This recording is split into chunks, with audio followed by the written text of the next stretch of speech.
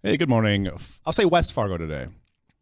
It's a West Fargo kind of day because on the show today, we have two candidates for West Fargo City Commission. Before we get to the first candidate, programming, I've been contacted by Kelly Armstrong and Tammy Miller's people, and they will be coming on the show soon. I don't know when. They haven't told me yet, but they will be on the show, so that's good. We're also going to have people like Michelle Turnberg and Jade from Jade Presents on, and hopefully next week is when we're going to have those two folks on. So some good stuff coming up. Be part of the show, 701-293-9000. Email studio@wdayradionow.com. See us live on Facebook. See us live on YouTube. All those things. Make comments. It makes the show better. All right. The first candidate here today is Amy Zundel. That's right. Okay, her mic is off. There we go. Mic's on. Hi. Put that mic right up to your face. Thanks. Big game. I got the wrong mic. Okay. Now try. Yes. Okay. We got normally, it. So We got it. All right. Amy, this is your first time running for commission. Yes. First time running for anything? Yes. Okay. So why don't you tell people a little bit about you to start off? Sure. So I'm a longtime West Fargo resident. I've been here for about 13 years now. Mm-hmm. I'm a mom of two. I'm a small business owner. I work full time as a chiropractor, and previously I've been involved in a lot of advocacy for children and family type things, and just decided to jump into a local race. Okay, very good. I like to ask people this. What are the top three issues that you think are most important? And then the second part of that is, what are the top three things you think the people are the most important, if they're different? Maybe they're not different. I think they're a little bit different. I'm going to start with what the people I would say think are probably most important. First and foremost, I would say special assessments in West Fargo is the big one. Secondly, I would say just generalized distrust of what's happening in West Fargo or local government in general. Okay. And then I would say thirdly, property taxes are gonna be the three that I hear the most. Okay. The issues from my perspective, I think one of the things I share would definitely be just public trust and perception. Increasing that, finding ways to kind of mend what has been broken, I guess I'll say. Secondly, I really think West Fargo needs to figure out how we're going to pay for our core area improvement. Yeah. That's a really, really, really big problem. I think so. And thirdly, I'll say special assessments, but more in the context of I really think we need to have a more robust way to approach special assessments that we look at probably more long-term and something to make it a little bit more objective and a little bit more so we can have a plan. I think you're probably right about that. Speaking of assessments, I should say, in Fargo, people we use them a lot. Okay, we do special assess a lot for what we do. West Fargo special assesses more than what Fargo does. Yep. And when you consider the size of the two cities, one being a third the size of the other one, that to me is shocking. Do you think that's a sustainable program for West Fargo going forward? I think the hard part about being located in West Fargo is everyone wants to compare us to Fargo, and I can't say that I think they're an applicable comparison, especially when you're talking about looking at special assessments. So obviously Fargo is more of a 50-50 split when you are talking commercial versus residential. West Fargo is 90% residential. So when you look at the mere volume of like sales tax dollars that we're going to have or the different types of intakes of revenue, they're not the same. So by nature, we're going to be relying on special assessments for funding more than Fargo. And I also think Fargo versus West Fargo, our growth patterns are obviously substantially different, right? West Fargo is growing at a much faster rate than Fargo is and has been. So again, the nature of that beast and ways that we're funding things currently, unfortunately, has been a pretty heavy reliance on special assessments. So I think they're not necessarily always comparable as much as people want to compare them, in my opinion. You talked about guidelines. I think I know what you're talking about, but why don't you clarify that for listeners? Sure. So I think I've done a lot of research as far as looking what everyone else has done to include Fargo. Or you're comparing Fargo now. Yeah, no, I wanted to include it, right? Kidding. But to include Fargo, I've looked at Barnesville, Dilworth, some of the smaller rural things where, the city of Barnesville's policy is like 50 pages. West Fargo has obviously a good policy laid out for how we're supposed to do them and create the special assessment districts per policy. One of the things that I find if I were a city employee, I would feel really frustrating. We're talking about fiscal responsibility is the concept of you have a project that needs to be done. You vote to create potentially a district. You do a study. You pay a bunch of money to have someone tell you that the roads need to be done or that they don't, and this is how much it's going to cost. You publish it. You do all of these things. And it seems like historically every single one of those districts comes down to a pretty close vote, right? You need 50% of the district to protest it to turn it down, but we're turning down special assessment districts as low as 1.9% in various neighborhoods and areas in West Fargo, which I think we have to really balance how long do we want to kick the can down the road before there is no road. Because if we're talking about, you look at how long pavement lasts, you can spend $1 now, save $6 to $14 later. So I think that that's a balance of how efficient can we be as far as when we're doing projects, how much money are we wasting in evaluating projects that we're not really intending on doing as a commission or we think are going to be voted down, or having a long range plan of how can we decrease the amount of money we are special assessing, whether it's percentages per projects or just how we're evaluating those in general. I think the frustration that a lot of West Fargo citizens have is the guidance you guys have doesn't delineate who's responsible for what roads, right? Right. And you can say a lot of what Fargo does isn't great, but one thing that I think they're doing better than others is when you live in, let's say, my neighborhood, I'm responsible for the main thoroughfare. I'm responsible for 12th Avenue North. Yep. And I'm responsible for 10th Street going. It's very subjective. Yep. And so I'm not going to get dinged for Broadway, right? And I know that. Whereas in West Fargo, you guys can make a district that's the entire city if you want to build a road in Southwest Fargo. And I think that's where people in the core, like you were talking about, get frustrated, like Jay Thomas. You know what I mean? He gets frustrated when he gets hit for an assessment that he may never use in that area. So what's the improvement to his home when you build a road in Southwest Fargo?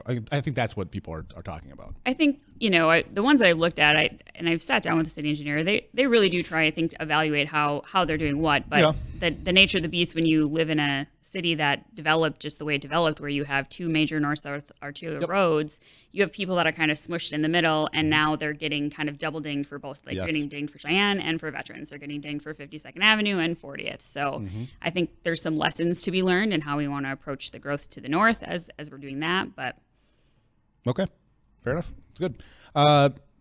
You didn't mention this, but I'm going to. Incentives. How do you feel about incentives for businesses moving in? You guys are not Fargo. You guys have not done this for a very long time. Right. You're trying to get more businesses in.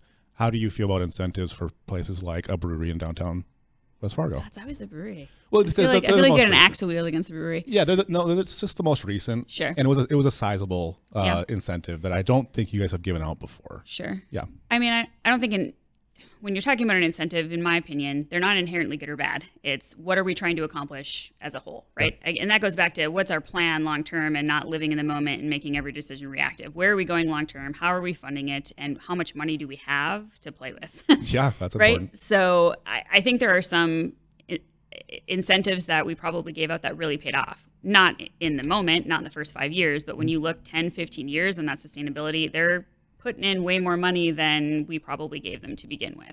So I would say I'm always going to approach it with how much, how long of an assessment, how much of an assessment, where are we within our budget, and how do we think this plays into the contributions to our growth overall. One suggestion I have for you. Yeah. Ask them if they do it anyway. Ask if they do it anyway? Yeah. When they come and ask you for that's a really fair question, actually. I do it I did it for 7 years. How many of them said no? Only 2 said no. Really? Out of the dozens and dozens. Okay. 70 different incentives plus. That's really and interesting. Only 2 said no. But towards the end, it became more muddled. They were like, "Oh well, it's part of the process." You know, we've expected this question. Amy Zundel running for West Fargo City Commission. We have one more segment with her after the break. 701-293-9000. Email studio@wdayradionow.com. See us on Facebook. See us on YouTube. We'll see you on the other side of the break. Hey, welcome back, West Fargo, and Fargo too. Everyone around. It's a West Fargo kind of day. If you're just joining us, we're talking with Amy Zundel. She's running for West Fargo City Commission. She's a newcomer, but she's got some good ideas so far, I've heard. Amy, we were talking about incentives for businesses on the backside of the break there. Now we're here, and we're going to talk about incentives for homes. You, like Fargo, offer a 2-year abatement for up to $150,000 for any new home that is built for the residents who move in. The idea behind that incentive was to get people to move in, right? Right. They're here. West Fargo is probably the second fastest growing city behind Horace, which is Yep. connected to West Fargo. Yep. So that area, you guys are the fastest growing city in North Dakota as far as residents moving in. How do you feel about the incentive given that information? I was kind of bummed to see that they weren't doing a reevaluation of them. You know, there was a recent motion at the City Commission meeting that they were just talking about. The motion was basically, should we review these every year? And I think that that's probably a good idea. I have talked to a lot of realtors. They all pretty much unanimously say that the incentive is not what brings people to anywhere, especially since everyone else has them. Now, Yep. how that conversation would change if we were the ones that made the decision to not, I think it would be beneficial if we're all considering doing it. Let's all make the movement together if that's what we're going to do.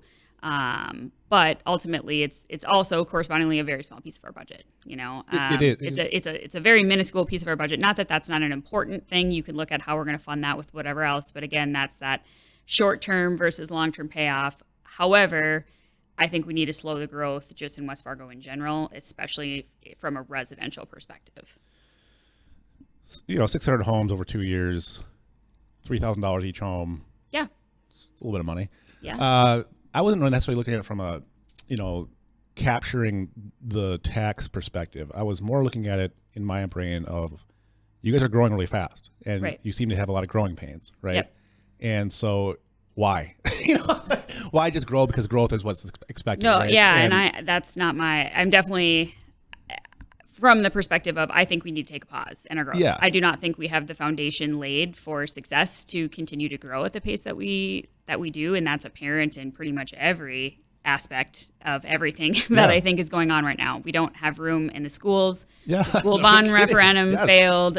We're having a hard time even with buses and getting buses to kids to school. Right. We don't have money for our core area. We don't have the money to grow like we have been growing. So if I don't know that getting rid of the incentive to come live in a new home is going to slow that down. I think there's Right. going to be some other decisions to help slow that down, but that could be one of them for sure. So I think you're right. I think it's an unpopular opinion, but I think it's an unpopular opinion. but I think you're right, and just for the exact reasons you said.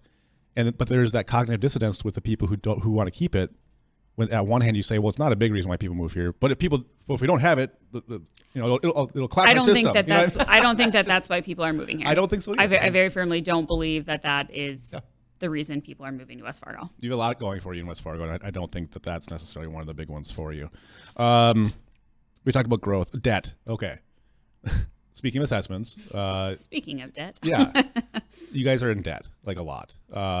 Fargo has about $1 billion in debt. $600 million of that is special assessments. You guys are not half the size of Fargo. You are a third the size of Fargo, and you have about $350 million in special assessment debt. Is that concerning to you? Your credit score's not good. Our credit score's not good. It's not. Well, I think some of it again is let's look at this in perspective, right? Our liquidity ratio when they did the 2022 audit, like we are liquid pretty much 4-to-1. So for every dollar that we owe, we're liquid to $4, which is well above a lot of other governments locally. I think when they did the presentation for that year specifically, they gave the rating at 80%, and most other governments were between 60 and 70. They want you above 50 according to the governmental agency who makes benchmarking for that. So do we have debt? Yeah. Are those special assessment debts going to be repaid? Yep. Pretty sure that that's going to be a source of repayment. And here's the long and the short of it. Also unpopular opinion. I think the reality is that cities, they make money off that debt. Yeah, they do. They make a lot of money off that They make a lot of money on that debt. So I'm not looking at the debt ratio going like, oh my gosh, that's a lot of debt, because the reality is we're making money on that debt slowly. I don't love that we're going in debt to do that, but someone's going to bankroll the development, I think a lot of people, it's really easy to say, oh, put it on the developer. That's going to pass through to you anyways. If the developer pays for your neighborhood, they're going to up the cost of your house. And a lot of people say that, well, then let the developer do that. Okay, well, if you were to buy a new home right now and the developer did that and passed that through to you, you'd be paying on a new home with an 8% interest rate on that debt, which is more expensive than what the debt would be if it was special assess. So again, whether it's right or it's wrong, I don't think that there's not one correct answer when you're talking about it. But I think the fear factor of, oh, this is a big debt number, there's just more to it than that. It's more complex than that. Certainly it is. the problem with that analysis in my mind is that you are, as a city, making money. There's no doubt. Right. But you're making it in the interim. As you're making money off that, your debt is still going up. Sure. And it goes up every single year. You're not paying down that debt and making Correct. money off that debt. Yep. You're actually just paying. At some point, you're going to pay it back with that Correct. money you're making. Yep. That's the scary part. Because Fargo said the same thing. We're making money, guys. Let's keep going. And we have every incentive to go more and more and more in debt until at some point someone's going to go, oh, you're $1 billion in debt. We're not loaning you any more money. Yeah. One of the things that I talk about a lot too is like looking at special assessment, just having more key performance indicators of when are we spending money, when are we saving money? Like, do we have a scale tipping amount? Have we thought about that? No. Because we should have maybe a degree of that, or how much money are we saving? When are we taking out of reserves? When are we raising our, it just feels very, from afar, I'm not fully into it. It feels fairly reactive from year to year, and like we're not maybe fully looking at the big picture, and everyone's just kind of like, oh, this is going to pay off someday. It'll be okay. So I just think, I just want to see it actually really looked into, spelled out. No one's looked at that because they don't want to. No one wants to know that answer. It's a monster under the bed. Because they, like you said, they're making money. That's all they care about. Trust me, I've talked to a lot of local elected officials who know about this. And not many of them know about it, quite frankly, but the ones who do love it. They love it. But it's smart that you know that. I like that. And I would encourage you to ask people about the special assessments on new homes. I think it's very, very unpopular. And I think one of those ways to manage your growth is to make the developer pay for that growth instead of putting on your books. That's my opinion. That's not what you said, but that's my opinion. Well, I don't think your opinion is wrong. I mean, again, it's just, what are you trying to accomplish? Because every decision that you're making should tie in with a vision of where you're going. Mm-hmm. And if you're just like, grow, and we're not thinking about, that's the problem, is that we're not thinking about it. We have a couple minutes left here because it's going by really fast. Amy Zundel, running for West Fargo City Commission, 701-293-9000. Email studio@wdayradionow.com. I think you know more than most elected people already. So I'm happy that you're here and talking about it. And that's impressive. That's very, very good. What about chickens? Did West Fargo pass chickens? We did. We are officially, you can apply to have chickens in What West took Fargo. you so long?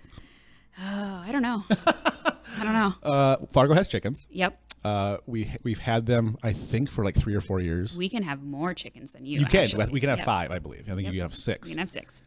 My neighbors, 2 doors down to the south of me, have chickens. Okay. I if they didn't tell me they had chickens, you would know. I would have no idea. Mm-hmm. Besides the fact they accidentally got a rooster one time. Yeah. Besides that, and they made a mistake, and that's not a big deal. It happened. He crowed once, and then he was gone. I don't know where he went. To go live at a farm. Probably to a farm upstate. That's right, farm upstate. So was there pushback, or are people generally happy this is happening? I would say when they polled the citizens, it was overwhelmingly people wanted it. There was a lot of pushback at the commission level. I think there's, I don't know. Always. I think there's a lot of, people didn't know it didn't include roosters. People were very concerned about the fact that it was going to, pull in more prey animals and things like that, which, I mean, to me, I think we have retention ponds everywhere with geese. We have so many geese and turkeys walking all over the roads and ducks. And so I think, I don't think it's going to move the marker much on that. But if people want chickens, why not? Okay. We have 2 minutes left now. Okay.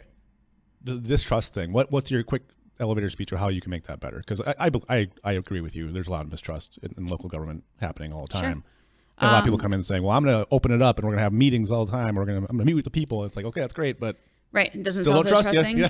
Yeah. Well, I think at the root of the mistrust, or a way to make it better, is going to be civic engagement and community collaboration. People just understanding what goes into and behind and why decisions are made, I think, are really important. I think West Fargo has an abundance of information on their website that's available. I mean, it's almost overwhelming to a degree to actually find what you're looking for. Mm-hmm. But as far as distrust, I think everybody needs to participate. If we're going to fix whatever everyone's upset about, then people have to come to the table and participate. I think that's going to be the big thing. I wish you luck in that endeavor, and I wish you luck during this election. It was nice meeting you. Yeah, nice meeting you. All right, Amy Zundel running for West Fargo City Commission. On the other side of the break, we'll have Tyler Erickson, and he's also running for West Fargo City Commission. Be part of the show, 701-293-9000. Email studio@wdayradionow.com, Facebook and YouTube Live, and big game. We go to break.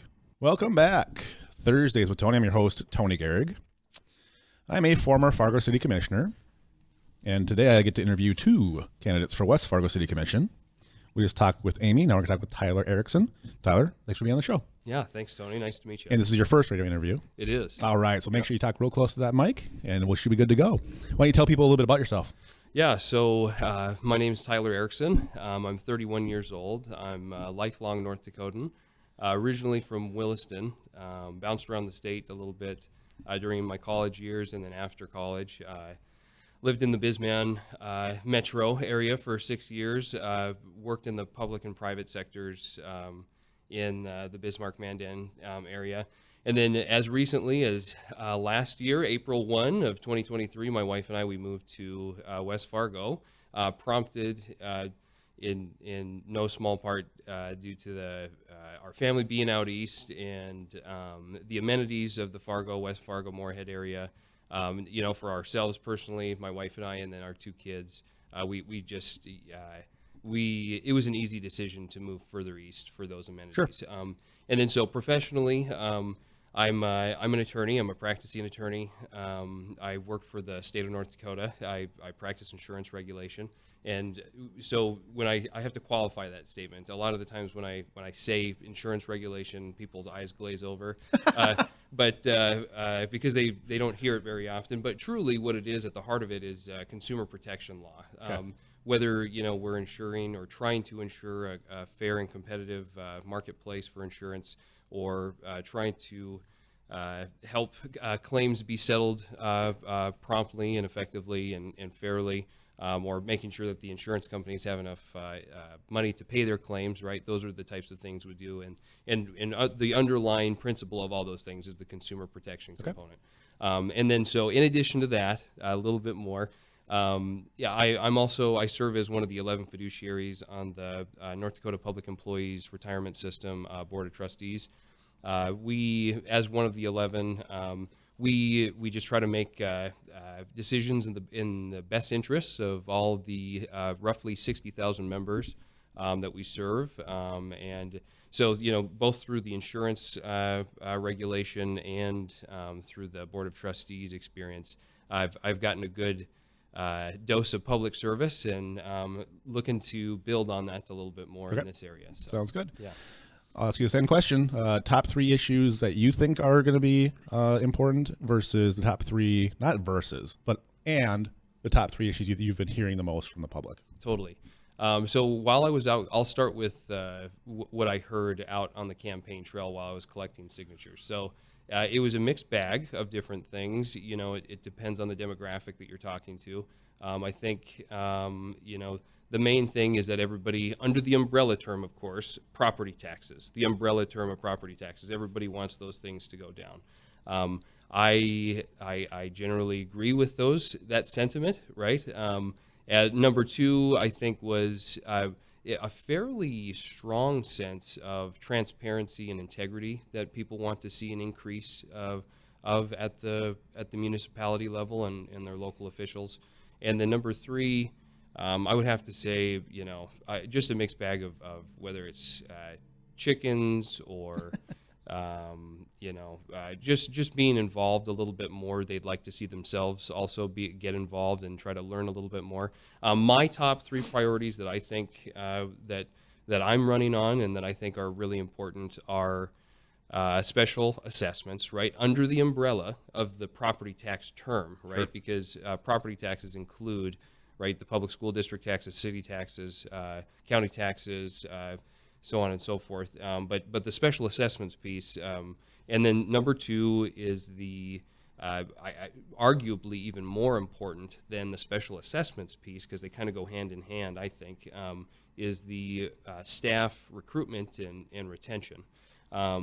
If you look at the 2022 audit report that was done this last or was completed and presented to the commission, I think within the last month or so, their underlying concern with the staff or with the city commission as a whole, as a municipality, and their controls were the turnover in staff, the effect that has on the internal controls of public spending and certain things like that. And right, so that's why it goes hand in hand with the special assessments issue. But really, from my perspective, getting a good understanding internally of why there is so much workforce turnover, because not only is it fiscally prudent to have people there for a long time and invested in the outcome and goal of the organization, right? But the institutional knowledge that you lose when you have the turnover in staff, for me as a public employee myself, right, I see it. If you have turnover in the public sector, I'm sure just as easily in the private sector, but I think it's more important because the fundamental goals and objectives, right, the differences between the public and the private sector, I think it's really important that be addressed. It be addressed effectively and quickly because of the cost to the taxpayers and the residents. And number three, this was something that I think it's a more macro level type thing. It's just cross governmental entity collaboration. So, right, whether we're talking about the city on an island making decisions, or the public school district making decisions, or the county making decisions, right, I think each individual governmental entity has their own unique objectives and purpose and goals. But if there's some way to, my hope is that I can contribute in some way to build that partnership, so we're all rowing in the same direction. So those are my three main things that I believe are important. With specials, what do you want to do with them? Because it's the priority that you have. Yes.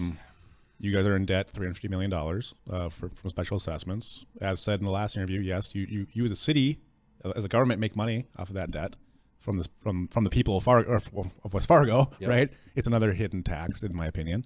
Yep. But as you're making money off that interest payment, you're going further and further into debt. And I don't know what that number is, the breaking point, but for a city your size, I gotta assume it's coming up. $350 million for a city of 45,000 people, 40,000 people is really unsustainable, especially when that goes up. And that's just for special assessments. But since that's what we're talking about, what would you do? What would you want to do with specials to help the residents? Thanks for the question, and I think, right, that's the $1 million question, and there's there's a multi-million-dollar question. Yeah. Mm-hmm. Right, there's subsidiary issues and questions built into that question, and it really comes down to, admittedly, I don't know what the debt is, but what I'm right. Yeah, totally, and so for me, right, from the outside looking in, I think specials are a necessary tool that the municipality uses to implement cost sharing, right, that the resident has in the road that I just drove to get here, right, in the water that is, filling the toilet in the bathroom, right? I mean, everything that we're using right now is as a result of special assessments, right?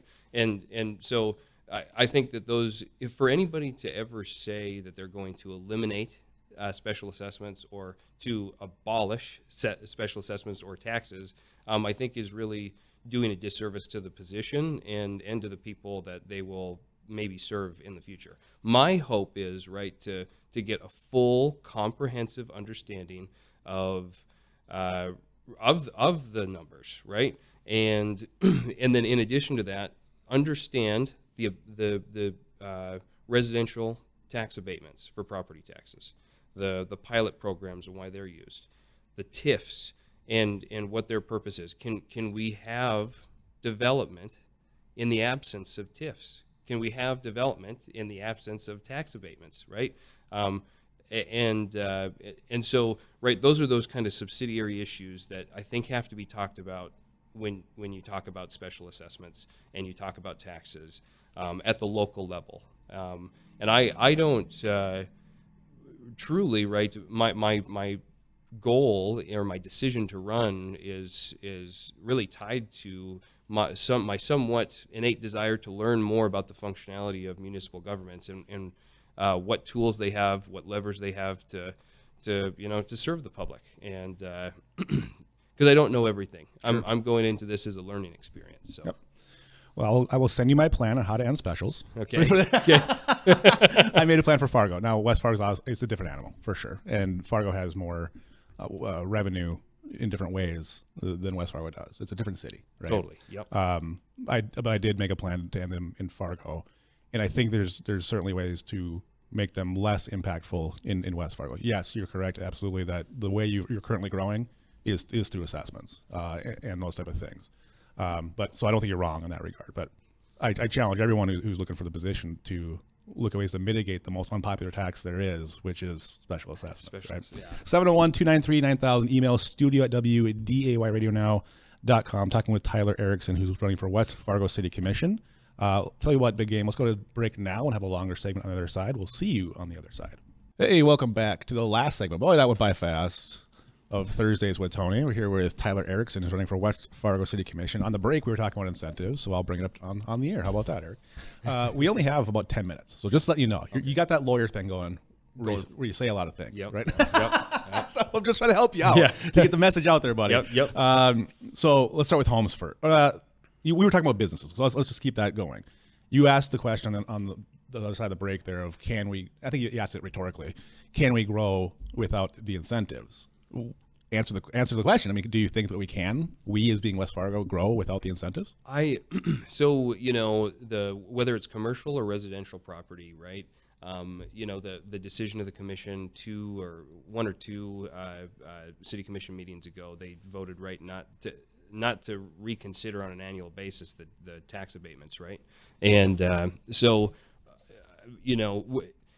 light of that, it really does pose a question to me, like, why can't we revisit that program annually?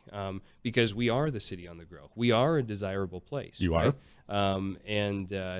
Right, all of that lost revenue for those 2 years or 15 years on a TIF or whatever we're talking about, or 30 years. Yeah.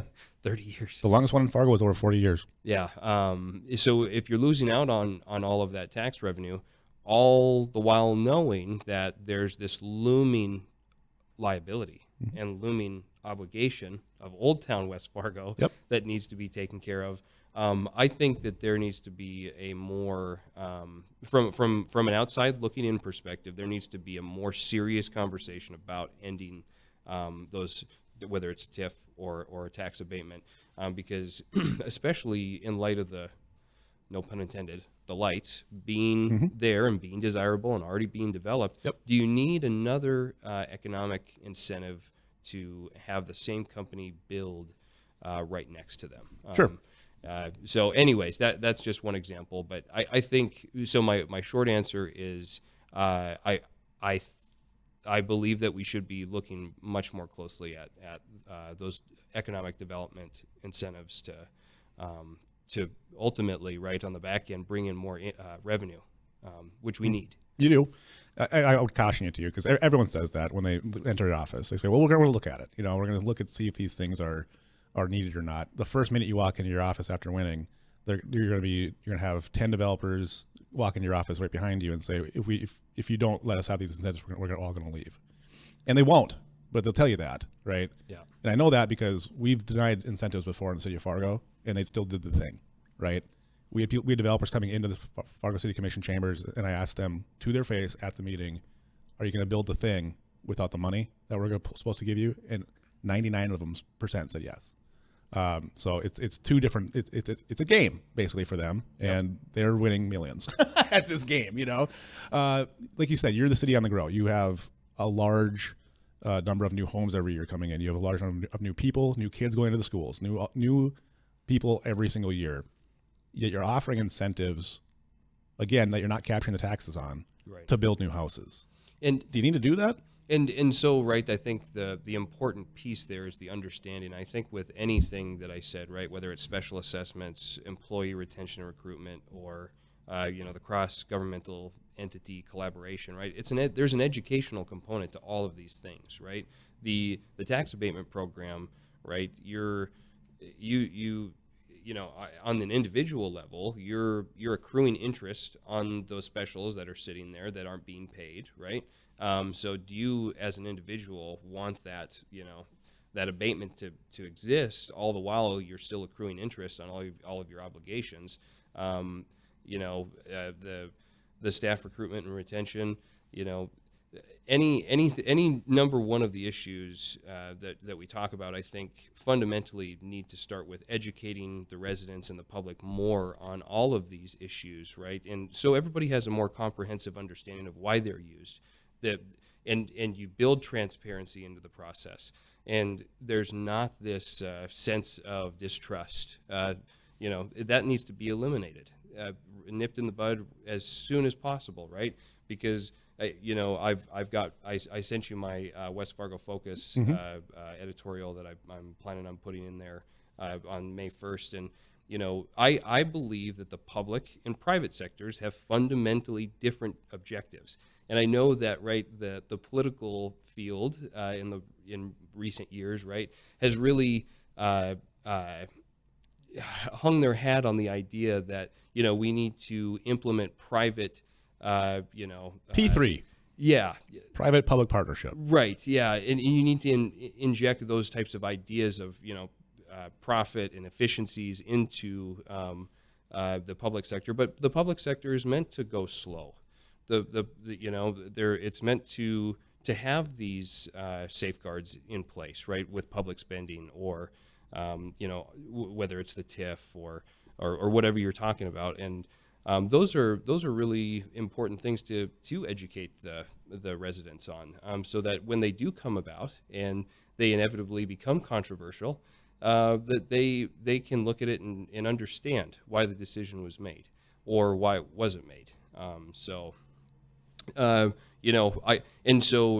Just to conclude my remarks on that, I think one of my for me, as opposed to the four other runners for the seats, my experience, what it distinguishes me from my peers, is really my experience in the public sector, whether it be legal or public spending or at the state level, following the legislative body and the decisions they're making. I think that knowledge and experience that I can bring to the commission will serve not only the commission well, but the residents well. So we're hearing a lot about transparency from you and other candidates. Okay, you have experience in the public sector. I have experience, as an elected official as well here. We always want to be transparent. We always want to have people to know what we're doing, and we feel like we're doing a pretty good job of it because we're always talking about it. We have a website. We do videos. There's so much stuff out there that we just shotgun out to the people. And somehow people still don't understand, what an incentive is, what a TIF is, what these things are. So there's frustration because they don't understand. We don't understand why they don't understand. We're trying to tell them. So how are you going to win this battle? Because this has been a very tough thing for government at all levels. Who even if they think they're being transparent, no one knows what the heck's going on. So I want to hear an idea about how you're going to do it because I can't figure it out. Yeah, I appreciate the question. I think, number one, I'll lead by example, and try to do everything that I can to educate people on the decisions that I'm making and why, and at a fundamental level, I think there also has to be some resident engagement, There has to be resident participation in the process. That's the downfall you're going to have. Yeah, and that's the hard part. It is, and so I teeter on this idea as growing up in North Dakota my whole life. The city commission meetings, and I'm generally used to an uninteresting city commission all the time, Very uninteresting what we're doing. Yeah. But here it's a totally different animal in the way that we are growing. We're going to feel growing pains. Yep. There's going to be controversy. And so taking that head on and leading by example and remaining true to my word on things and truly like in my article that I point out is that I'm going to be making my decisions if elected based on reasons, based on facts, based on whatever we have on the record. Whose facts is the question that you always right. I wonder. We don't have much time left here, so I'll tell you one thing I did when I was a commissioner. I made videos of how I voted after every commission meeting. So I would put that on Facebook and other places, and I thought that was pretty good. Last question I'll ask you is: Are you growing too fast? We've talked about incentives. We've talked about home abatements. We've talked about how assessments and all these things are growing. One of the biggest reasons you're special assessing so much more than Fargo is because you're growing quickly and you don't have the money anywhere else to do it. So are you growing too fast to your own detriment? I agree with that statement wholeheartedly. I think that, you know, in light of the fact that we do have this looming obligation in Old Town West Fargo, and its inevitable increasing price tag, we do have to get out ahead of any of the challenges that are going to be coming up. And one of those main things is trying to cope with the growth that we already have. Right on. All right. Tyler Erickson, running for West Fargo City Commission. Thank you for coming on. Your first interview. So I'm sure you'll have many more. So good luck with your run. Thank you very much. All right. Sorry, Chad, we didn't get to your email. We'll ask him next time he's on. Next will be Tom Tucker with Midday Live. I'll see you next Thursday with more interesting guests.